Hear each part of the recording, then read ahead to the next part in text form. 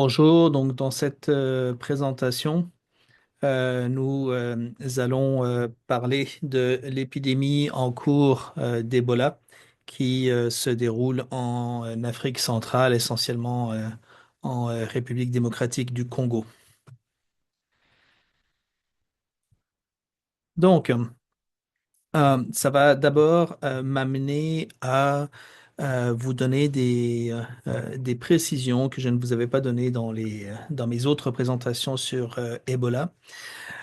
Concernant les différentes espèces virales qui sont en fait regroupées sous ce nom d'Ebola. En réalité, Ebola, c'est un genre viral, ok, qui s'appelle maintenant officiellement les ortho-Ebola-virus, qui fait partie d'une famille de virus à laquelle appartient également le virus Marburg, dont je vous ai déjà parlé, mais dont on ne parlera pas aujourd'hui. Donc, dans ce genre Ebola, il y a 6 espèces virales qui sont distinguées. Pour ce qui est du nom du virus, du nom plus commun du virus, il y a le virus Bombali, virus Bundibugyo dont on va parler aujourd'hui, virus Reston, virus Soudan, virus de la forêt thaï et donc le virus Ebola qui était dans le fond, qui est en fait le plus fréquent et celui qu'on désigne par défaut lorsqu'on parle de virus Ebola. Mais ce virus Ebola, il n'est pas le seul à infecter l'humain. Donc, dans cette liste de virus, il y a en fait 4 virus capables d'infecter l'humain. Ça va aller plus vite de vous dire ceux qui ne sont pas capables d'infecter l'humain. Pour autant qu'on sache, c'est le virus Bombali et le virus Reston. Dans ce tableau, pour ceux qui ont accès à ce document, vous, et qui sont fans de bioinformatique, vous allez pouvoir suivre ces liens qui vont vous donner accès au génome complet de ces virus et à tout un tas d'informations dont je ne parlerai pas aujourd'hui, évidemment, ce serait bien trop pointu. Euh, donc, Encore une fois, lorsque on parle du virus Ebola au sens strict, ce serait le virus Ebola dont le nom scientifique est en fait Ortho-Ebola-virus zaïrense, dont vous constatez qu'il y a le nom Zaïre dedans parce que c'est le virus qui a été trouvé le plus souvent euh, au, en RDC, dont l'ancien nom était le Zaïre. Mais bien souvent, encore une fois, on utilise ce terme Ebola comme raccourci pour désigner l'ensemble des virus de ce genre ortho-Ebola-virus. Ok. La raison pour laquelle je vous introduis à ces informations, c'est que l'épidémie qui est en cours n'est en fait pas causée par le virus ortho-Ebola-virus zaïrense. Il est causé par le virus Bundibugyo, dont l'abréviation est BDBV, ok, au lieu de EBOV. Alors, c'est un virus qui est quand même proche d'Ebola, mais avec suffisamment de différences pour que certaines interventions, notamment certains vaccins, n'aient pas de chance de fonctionner. Donc, si on regarde maintenant l'impact respectif des 4 espèces virales dont je viens de parler, on peut en avoir une idée simplement en regardant cette carte de l'Afrique qui montre toutes les éclosions et épidémies. Donc ici, j'entends épidémie comme étant simplement une éclosion qui a pris suffisamment d'ampleur. Ok. Typiquement, lorsqu'on a plus de 50 ou de 100 cas, on commence à parler d'épidémie. Ici, on a toutes les éclosions et épidémies depuis qu'on étudie Ebola virus, c'est-à-dire depuis les années 1970, mais je précise avant l'épidémie de cette année. Et comme vous le voyez, la plupart des éclosions sont de couleur orange. Donc là, il s'agit du virus Ebola, je dirais classique. Ok. Et il y a tout de même un certain nombre d'éclosions par d'autres virus. Celui qu'on voit le plus souvent au fil des années, c'est le virus Soudan.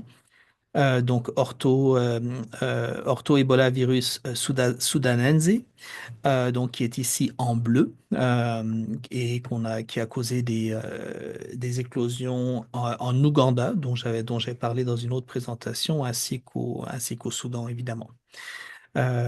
Et puis, on voit au moins une éclosion précédente. Ici, c'est ce petit rond jaune par le virus donc Bundibugyo qui cause une épidémie de plus grande envergure cette année qui ne figure pas encore sur cette carte.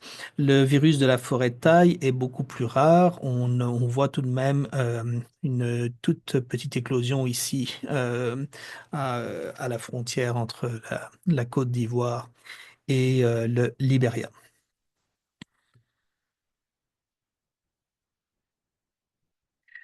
Tous ces virus peuvent causer des fièvres hémorragiques, donc avec des symptômes similaires. Il peut cependant y avoir des différences en termes de pathogénicité, puis on y reviendra.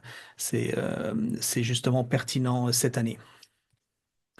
Donc, voici les chiffres tels qu'on les connaît présentement. Donc, j'enregistre ce vidéo à la fin du mois de juin 2026. Donc, pour l'épidémie de 2026, qui a commencé, semble-t-il, en avril 2026, encore qu'il pourrait y avoir eu des éclosions dès le mois de février qui auraient été des précurseurs de cette épidémie. OK? On compterait en RDC en date du 17 juin, selon le CDC, parce que évidemment les chiffres que vous allez trouver vont un petit peu varier selon la source. Ok, l'OMS peut avoir une façon différente de comptabiliser les cas que le CDC.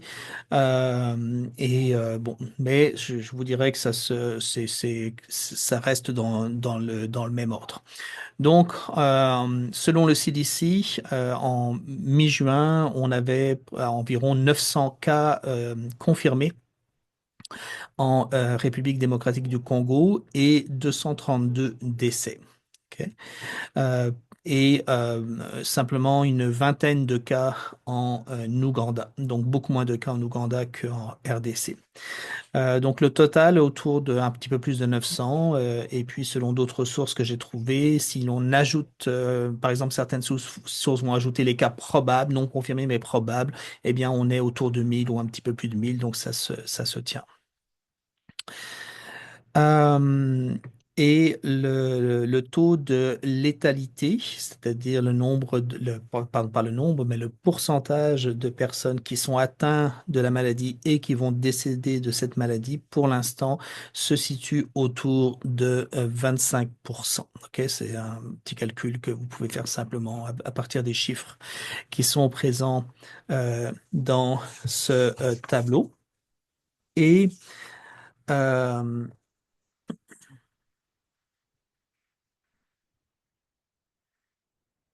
Euh, c'est un chiffre qui est relativement faible comparé à d'autres épidémies d'Ebola dont j'ai parlé, notamment celle, évidemment la grosse épidémie de 2014-2016, mais aussi des éclosions plus récentes où souvent le taux de létalité se situe au minimum autour de 50%, parfois jusqu'à 70 ou 75%. Donc, qu'est-ce qui pourrait expliquer que apparemment moins de gens meurent dans cette nouvelle épidémie que dans les épidémies précédentes? Évidemment, il peut y avoir simplement un meilleur contrôle de l'épidémie, c'est-à-dire que le personnel médical a une certaine expérience dans le contrôle de cette épidémie. Peut-être que les gens respectent davantage les consignes qui sont données. Mais il semble y avoir une raison qui est liée au virus lui-même, c'est-à-dire qu'il semble que BDBV soit moins pathogénique que le virus EBOV qui cause la majorité des éclosions. Et ça s'est vérifié dans un modèle animal utilisant des primates. Chez ces primates, les symptômes sévères ainsi que le décès étaient retardés pour ce virus BDBV par rapport au virus EBOV. Le fait que le virus soit... Donc, pardon, en fait, BDBV, je dois préciser que c'est un virus qu'on connaît beaucoup moins que EBOV. Il y a eu seulement deux éclosions précédentes avant cette épidémie actuelle plus grosse. La première, si je me trompe pas, en 2009, la deuxième, la plus récente, en 2012. Donc, on manque de recul et on manque d'études sur ce virus et évidemment, on manque d'outils spécifiques pour combattre ce virus émergent. Si je reviens aux chiffres, là, donc, comme je l'ai dit, fin juin, on en est à environ 1000 personnes, 1000 cas confirmés. C'est probablement une sous-estimation, mais quoi qu'il en soit, c'est une épidémie qui présentement doit être considérée de taille moyenne, c'est-à-dire pas aussi grande que la grosse épidémie d'Ebola de 2014-2016 qui, elle, était en Afrique de l'Ouest, mais bien plus importante que les multiples éclosions que l'on voit presque annuellement, euh, principalement en RDC ainsi que dans d'autres pays africains. Donc, voici maintenant des chiffres montrant le nombre de cas et la mortalité, cette fois-ci sur une ligne de temps. Donc, l'épidémie est considérée avoir commencé au mois de mai. Et il y a eu une augmentation au fil du mois de mai du nombre de cas et le nombre de cas est resté élevé tout le long du mois de juin. Donc, à l'heure où j'enregistre, l'épidémie est encore bel et bien en cours. Elle ne montre pas encore de signes clairs de ralentissement. Le nombre de morts a lui aussi augmenté. Vous voyez que il y a un certain retard dans l'augmentation du nombre de décès par rapport au nombre de cas, ce qui est normal parce que, évidemment, les gens ne décèdent pas en 1 ou 2 jours. Lorsqu'ils ont Ebola, c'est plutôt entre 1 et 2 semaines. Donc, on s'attend à ce qu'il y ait ce genre euh, ce genre de délai. Euh, pour ce qui est de l'Ouganda, les derniers cas confirmés étaient début juin, donc il est possible que l'épidémie soit terminée en Ouganda. En fait, elle semble terminée pour le moment, mais évidemment, il pourrait y avoir d'autres cas considérant la proximité de l'Ouganda avec la région de la RDC qui est concernée par cette épidémie, qui est la région au nord-est de la RDC. Alors, parlons maintenant un petit peu d'exemples de réponses que les autorités en santé publique ont pu mettre en place pour lutter contre cette épidémie.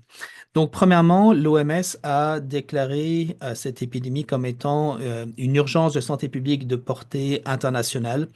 Donc, c'est une appellation qu'on connaît davantage évidemment sous son acronyme anglais qui est FEC, donc Public Health Emergency of International Concern. Et c'est une appellation qui va permettre de débloquer des mécanismes de financement spéciaux et puis d'encourager les actions coordonnées entre les pays de façon à mieux combattre les épidémies. Précédemment, c'est quelque chose un statut qui a été accordé à euh, différentes épidémies récentes, comme par exemple Mpox, comme par exemple évidemment l'épidémie d'Ebola importante de 2014-2016, etc.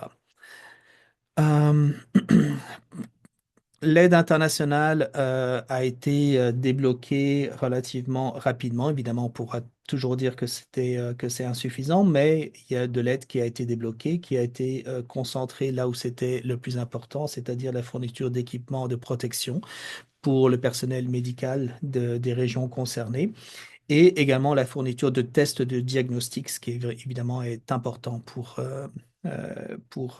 isoler les cas et puis faire ce qu'on appelle du traçage de cas, c'est-à-dire déterminer qui a été en contact récent avec des malades. pour les isoler à leur tour.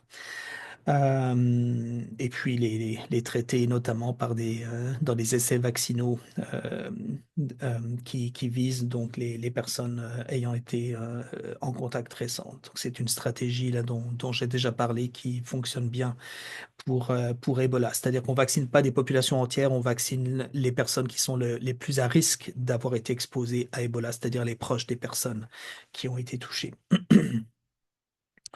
Par ailleurs, l'organisation bien connue Médecins sans frontières a construit un petit hôpital d'urgence pour traiter des patients Ebola. Une autre chose qui a été faite, c'est de davantage encadrer les cérémonies de funérailles. Pourquoi? Parce que c'est souvent à partir des personnes récemment mortes, donc des cadavres de personnes ayant récemment succombé à Ebola, que les transmissions se font souvent à des membres de leur famille lors des cérémonies de funérailles. D'ailleurs, précédemment à cette épidémie, il y a eu une éclosion importante au mois de février qui a fait suite aux funérailles d'un pasteur. Le pasteur lui-même n'a pas été diagnostiqué. Il avait des symptômes euh, qui était compatible avec Ebola. Donc, il a probablement eu Ebola, mais il n'a pas été formellement diagnostiqué. Ce qu'on sait, c'est que suite à ces funérailles, une cinquantaine de personnes qui étaient présentes dans ces funérailles ou qui sont des proches des personnes présentes sont décédées d'Ebola. Et on pense d'ailleurs que cette éclosion de février a été la source des cas qui ont conduit à cette épidémie plus grosse qui a démarré donc en avril. Cependant, encadrer les funérailles, en particulier les funérailles des personnes qui sont décédées d'Ebola, évidemment, c'est logique, mais ça ne se fait pas sans difficulté parce que ça va à l'encontre de traditions culturelles, de traditions religieuses. Et il y a eu des cas où des équipes de professionnels qui étaient dépêchés pour effectuer les funérailles ont été attaqués par les familles des personnes décédées. Il y a eu aussi des cas où des centres de quarantaine relativement à Ebola ont été attaqués également et avec des patients Ebola qui se sont échappés parce que les gens préféraient être avec leur famille que dans ces centres. Ces centres de tri et de quarantaine euh, sont impopulaires en partie parce que, évidemment, tout le monde n'a pas nécessairement Ebola qui se retrouve dans ces centres et des gens peuvent contracter Ebola dans ces endroits, ok, à partir des gens qui ont effectivement Ebola. Donc, c'est une des raisons pour laquelle ils sont impopulaires. D'autres exemples de gestion en santé publique, ben, on peut citer qu'aux États-Unis, des vols aériens ont été en provenance de RDC ou de l'Ouganda ou du Soudan, ont été soit annulés, soit redirigés vers un petit nombre de villes qui sont les villes dans lesquelles il y a des gros aéroports avec une infrastructure permettant de prendre en charge des patients atteints de maladies dans le fond de niveau 4 telles que Ebola. Donc, parmi ces quelques aéroports qui sont équipés pour cela, on peut citer celui de Atlanta, qui d'ailleurs est à proximité du siège du CDC, donc le Centre de contrôle des maladies infectieuses aux États-Unis. Euh, Peut-être en lien avec les mesures qui ont été prises aux États-Unis, tout comme dans d'autres pays. Dans la diapo suivante, on parlera du Canada. Ben, l'épidémie, en fait, n'est pas devenue internationale.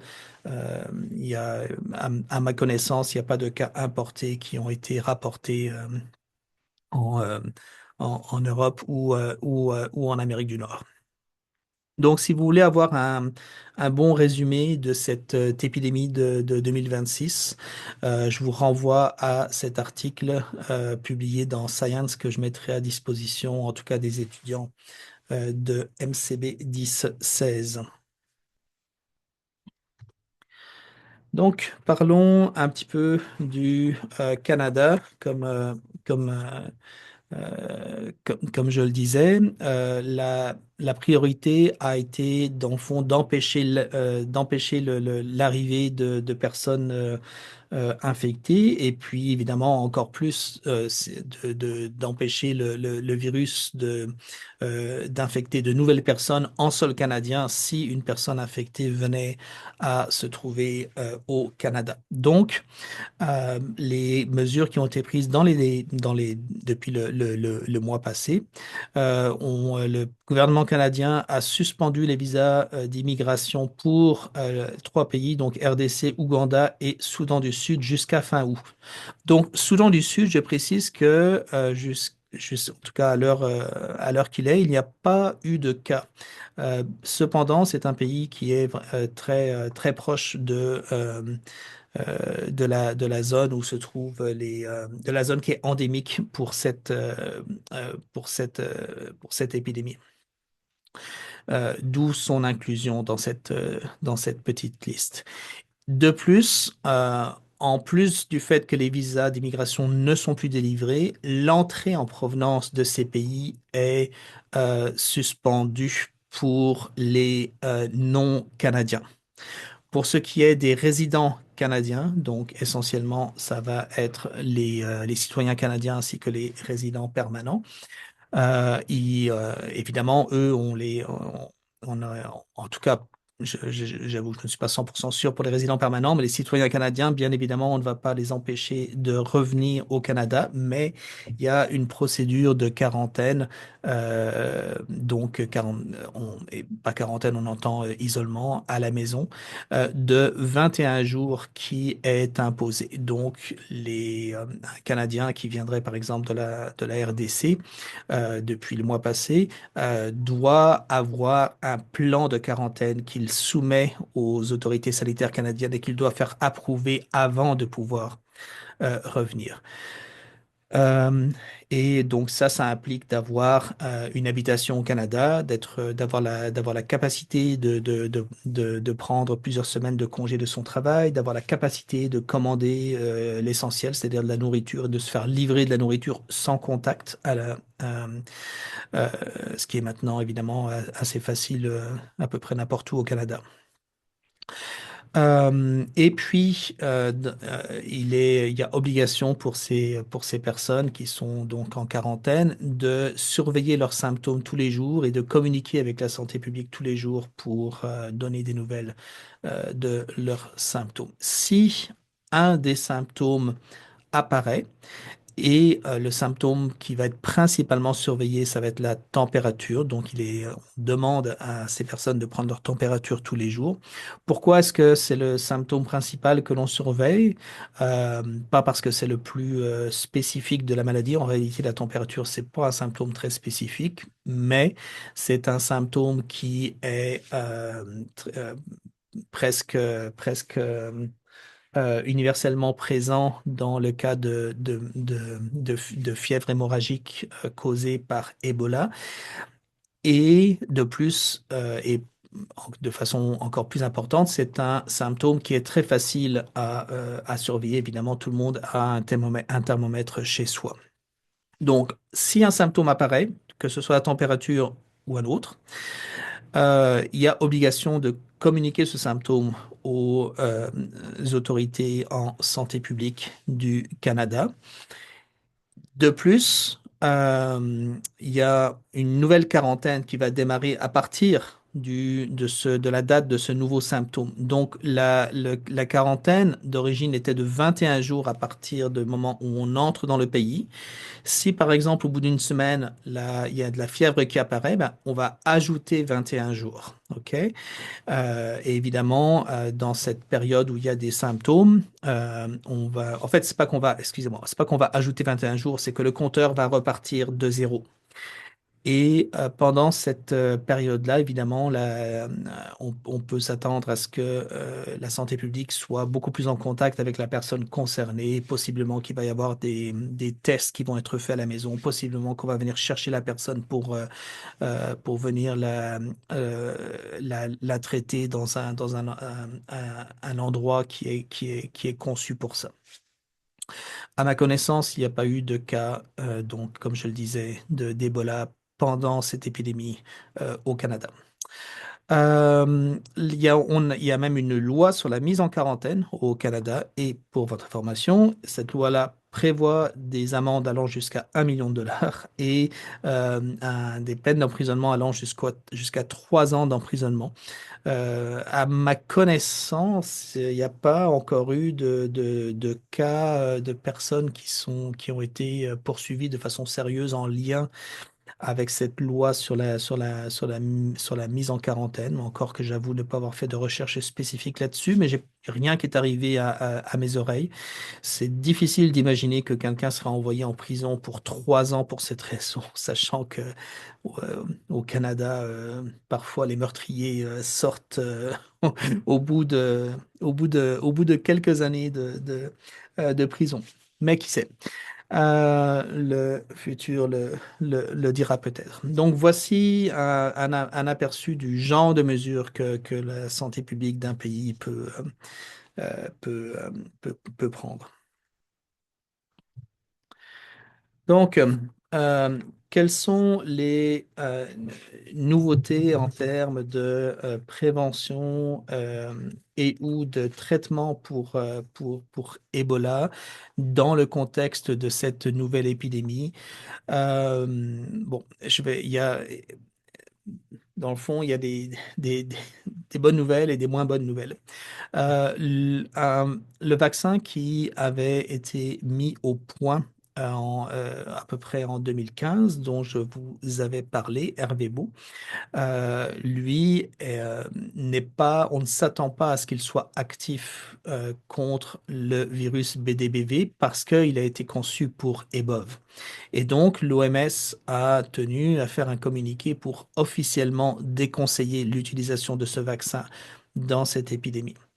Par contre, dans une autre présentation, j'avais également parlé de l'obeldesivir. Donc, l'obeldesivir, c'est une molécule qui est un précurseur d'une molécule antivirale bien connue qu'on a utilisée pour COVID-19, qui est le remdesivir. C'est une molécule antivirale qui est active contre un panel assez grand de virus.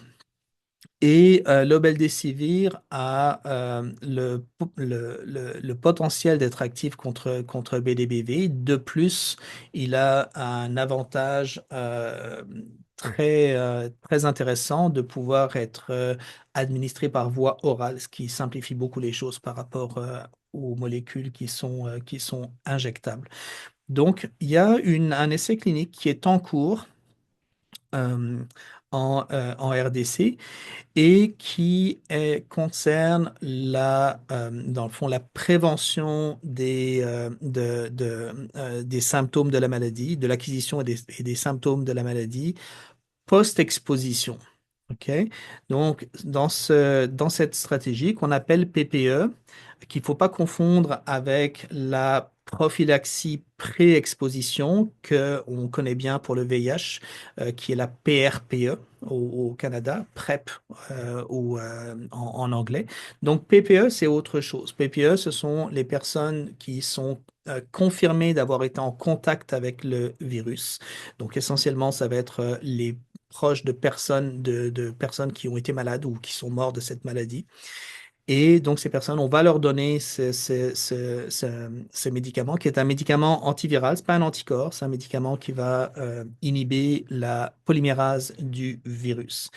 Et on va, dans le fond, espérer que ce médicament va empêcher la croissance du virus chez ces personnes au point qu'il n'y aurait, avec si tout va bien, aucun symptôme. Donc, euh, alors ça, c'est en cours.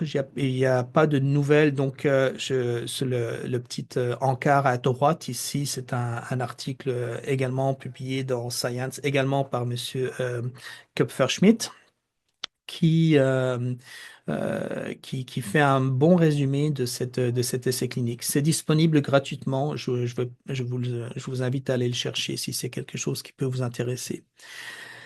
Par ailleurs, il y a un mélange d'anticorps monoclonaux qui s'appelle MBP 134. Donc ça, ce sont des anticorps qui avaient été, dont les gènes ont été isolés à partir d'un survivant de Ebola. Donc, ce survivant de Ebola avait été infecté par le virus EBOV et non pas le virus BDBV. Mais ces deux anticorps-là sont potentiellement, ou en tout cas même théoriquement, ça a déjà été testé au moins in vitro, sont actifs contre a priori toutes les souches de Ebola. Donc, les autorités ont encouragé d'utiliser ce médicament dans cette épidémie. Mais là encore, on n'a pas encore vraiment d'informations sur à quel point est-ce que ça va s'avérer être fonctionnel. Euh, pour ce qui est des vaccins, donc j'ai dit un peu plus haut que le vaccin Ervebo qu'on avait utilisé il y a une dizaine d'années n'était pas recommandé. Cela dit, il y a d'autres vaccins qui sont en développement, qui ont été testés, notamment, vous voyez, un peu plus tôt ce mois-ci, en fait il y a quelques jours, a été publié un article ce qu'on appelle un préprint, c'est-à-dire un article qui n'a pas encore été révisé par des pairs. Ok, donc faut prendre ça avec prudence, mais ça reste intéressant et prometteur. Un vaccin spécifiquement dirigé contre le virus BDBV qui a protégé des primates, donc un modèle animal, contre l'infection par ce virus. Donc, il est possible en réalité que ce vaccin ou d'autres vaccins spécifiques de BDBV soient testés présentement dans le contexte de cette épidémie et que j'aurai d'autres nouvelles à vous donner dans le futur.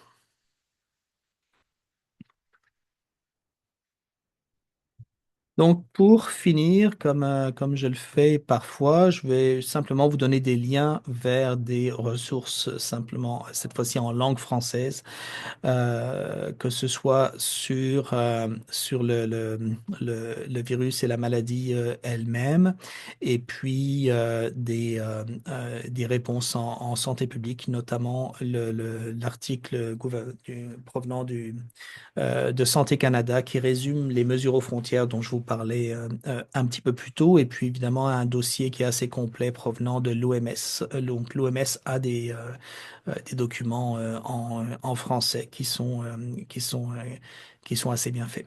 Alors merci pour votre attention et bonne étude.